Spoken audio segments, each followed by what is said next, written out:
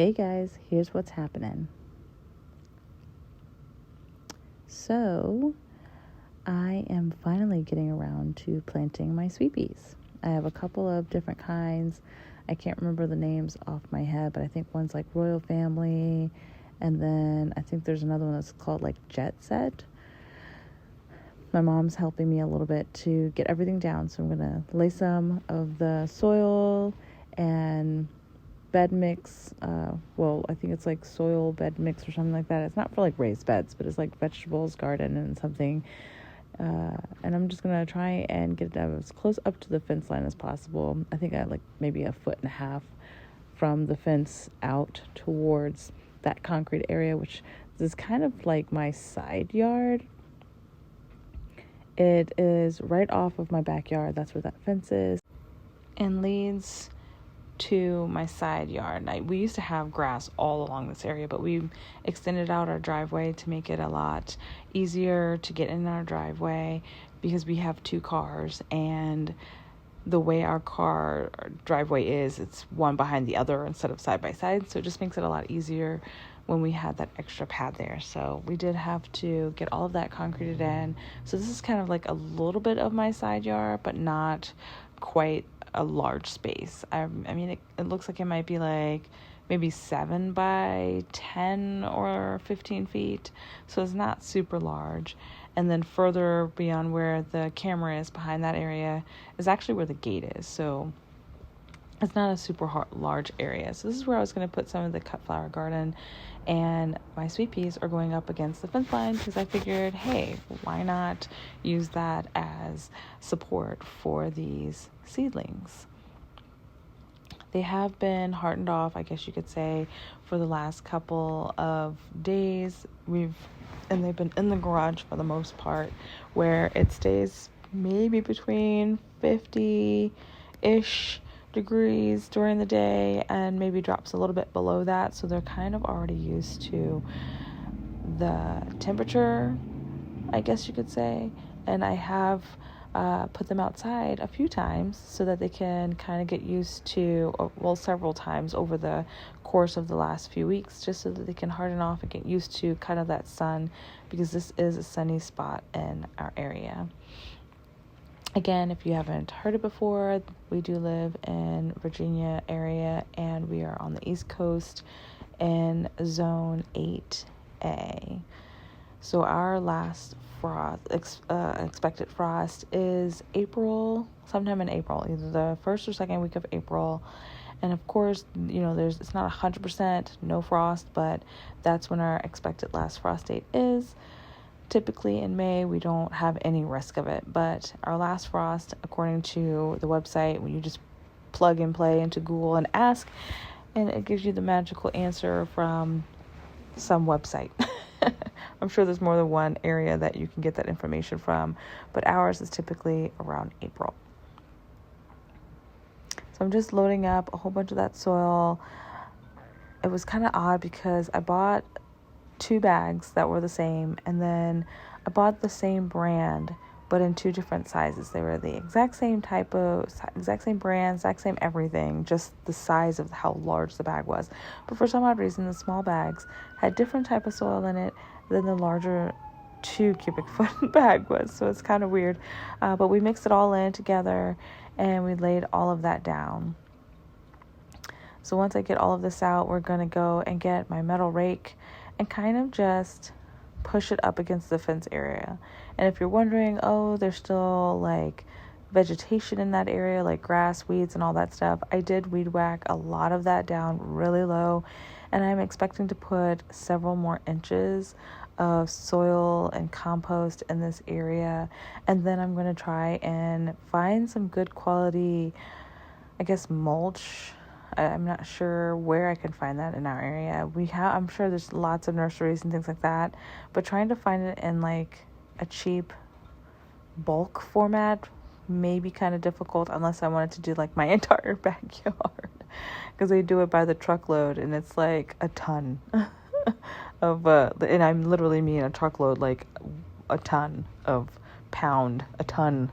I think, what is a ton? Like 2,000 pounds But yeah, so we'll see how that goes. I may go that option just to go ahead and get it all started, because right on the other side of the fence that you see there is my other area for my vegetables, other flowers that are going to go down kind of in a cut style uh, setting.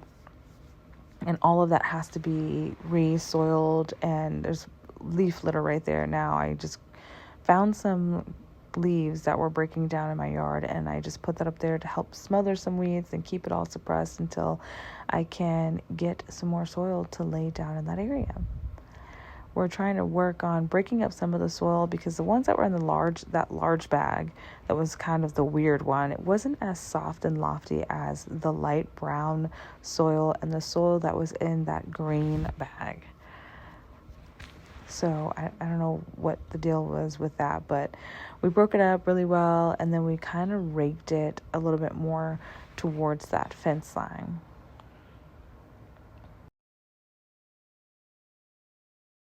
Once we do that, I did put them kind of close together. I'm actually not really sure how close they're supposed to be, but I put them, each one of the sweet pea plants, I put them maybe 4-ish inches apart from each other.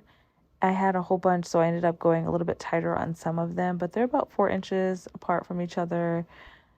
And then I also used some of the fertilizer. I think it's the Biotone, or I think it's called the Plantone, actually, not the Biotone, but the Plantone. And I used that as well, and to help kind of give it a kickstart. Watered it all in, and then I still have quite a bit of sweet peas left, so I'm thinking I'm going to put them alongside the other side of the fence. But I wanted to wait until these sweet peas grow up just a little bit more, so they can kind of get a head start above the other ones, so that they will not be shaded out by the other sweet peas on the other side, since the sun comes from that direction. So it comes from that direction around 10 o'clock. It starts to really show and really start to peek over the trees we have, because we have a lot of big trees in our area. And it's not until about 10 o'clock before that side of the yard gets complete sun almost all day. I think it'll have sun from 10 o'clock until the sun basically goes down, and then it kind of gets shaded over by the trees on the other side of my front yard. So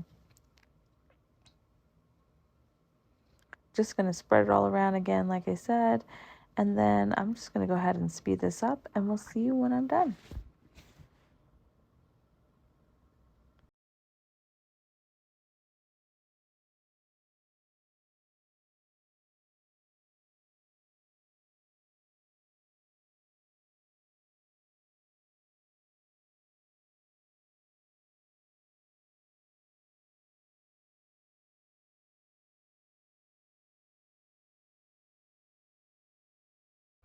All right, so I'm almost done. I'm almost to the gate, because I didn't want it to pass the gate, obviously, since we want to be able to come in and out of that area.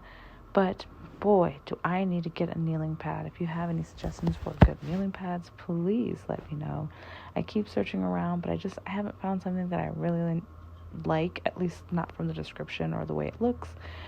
And it would be really great to have a kneeling pad. I didn't want to put my knees in the soil at this point, because we were going to be going somewhere soon, and it was still kind of on the wet side for the soil underneath, and the soils that were in those bags were actually a little bit on the wet side as well. Again, I'm using just a little bit of that Plantone type of fertilizer from Espoma, and I am so excited that we're done. Hopefully it will come out really great, and they will grow and cover this whole fence panel. I did actually have a few seedlings left over that you saw there. I was pretty surprised, because I did not know those were going to actually develop into anything. Some of them were, I pre-sprouted the seeds in the paper towel with the wet paper towel method, but I wasn't sure if anything was going to happen with them, because even though they sprouted, nothing was happening. All of the other seeds took off. They were super tall. You saw how they looked. And then they did nothing. They just sat there, and then all of a sudden they started growing, and they're still not quite tall enough yet, so I'm going to keep them inside and continue on with taking care of them and all that good stuff, watering them and making sure they have enough light, and maybe I can have a couple of extra ones that I thought were dud seeds. So we'll see how that goes.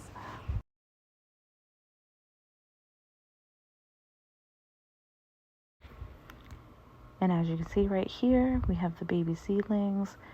They are pretty green. They're hooked onto that fence. I am looking forward to a bunch of sweet peas this year. Keeping my fingers crossed, guys. See you next time.